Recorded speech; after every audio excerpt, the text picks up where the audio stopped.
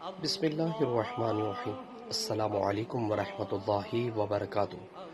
رسول اللہ صلی اللہ علیہ وسلم بیت اللہ میں داخل ہوئے تو اس میں ابراہیم علیہ السلام اور مریم علیہ السلام کی تصویریں دیکھی۔ آپ صلی اللہ علیہ وسلم نے فرمایا کہ قریش کو کیا ہو گیا ہے، حالانکہ انہیں معلوم ہے کہ فرشتے کسی ایسے گھر میں داخل نہیں ہوتے جس میں تصویریں رکھی ہوں۔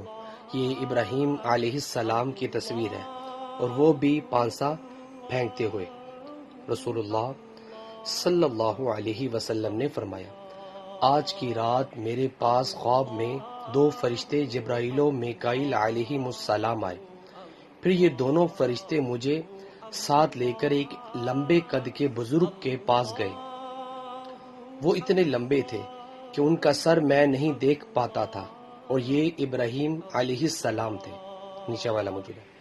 سو ویورز، اللہ تعالیٰ سے دعا ہے اللہ تعالیٰ ہمیں بھی اپنی زندگی کو اسلام کے مطابق بسر کرنے کی توفیق عطا فرمائے۔ ویڈیو کو شیئر کریں۔ جزاک اللہ۔ السلام علیکم ورحمۃ اللہ وبرکاتہ۔